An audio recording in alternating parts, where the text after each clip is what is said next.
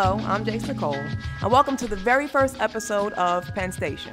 We'll be getting into the minds of a new generation of poets.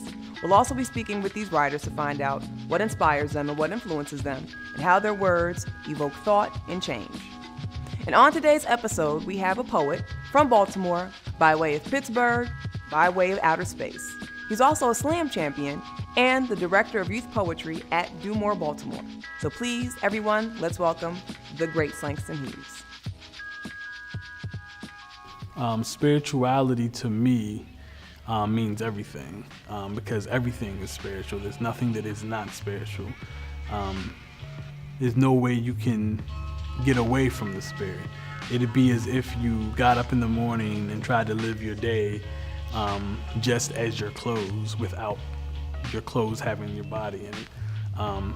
So it takes a very permanent and constant thread in my work.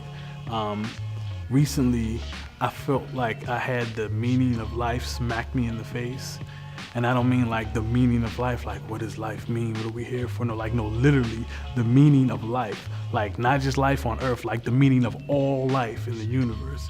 And I came to the conclusion that we are literally the stars. Like when Carl Sagan said we are of star stuff, like literally we're stars.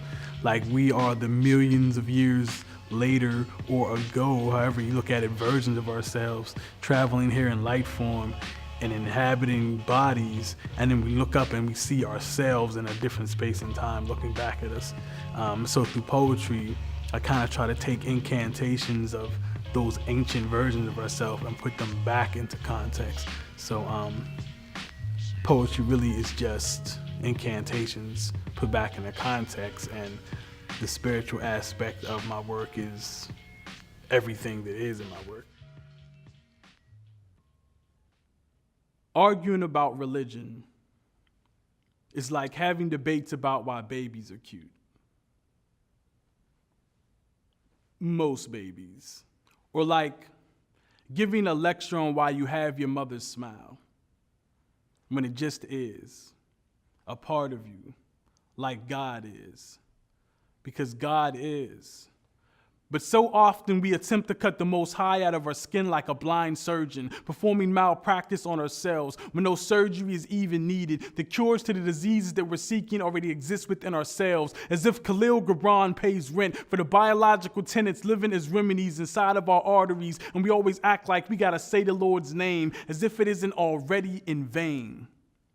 Looking up at the sky for help, hope, God, aliens, and receive nothing but chemtrails staring back at you, wrapping your face in the clouds like it's the Shroud of Turin, trying to bleed out stars because everybody seems to know who God is, as if you aren't and only they are, as if they had Jesus' jism in a jar. However, I know what faith looks like. Because I have seen her pull God from her womb like a Christ-created C-section, body bathed in bloody blessings, yanking joy from the very earth. And no matter how difficult the hardships were when growing up, all I remember, me and my sister, happiness was all we felt because my mother always kept a smile as bright as sunlight or as bright as the sun's light, as if she had the words to Nikia Rosa by Nikki Giovanni inscribed inside herself, because black love is black wealth, and you will never know who God is until you find what faith looks like inside yourself. Faith has nothing to do with the belief in things not seen. I actually know what it looks like. It is a brown lady with bad knees and the best baked goods you ever tasted. The ability to never quit, laugh at your own hardships, and rise a weary spirit from a mattress at 6 a.m. like bread that is leavened. And I have her smile tattooed across my face like joy, like graffiti plastered on a subway train headed for heaven. And God is my grandmother with the divinely given ability to pray force fields in front of households, causing bullets to bounce back. See, I am certain the religion is not real. However, I am sure that God is. I just told you she's my freaking grandmother, Mary Louise Jenkins, and nobody better not say nothing about Miss Jenkins, or otherwise, that would be blasphemy. And when I die, I want God to be at the burial with a smile in her pocket and a joke in between his teeth, laughing at everyone for crying. And I want the poem on my tombstone to be so short and poignant that you won't even need a single syllable to recite it. Just a thought of thankfulness from my heart to your eyes, grateful for the precious time that I spent here with you. And I bet that God is the best stand-up comedian we've ever seen. But we're always so busy looking for all the answers that we hardly take the time to laugh. And before you know it,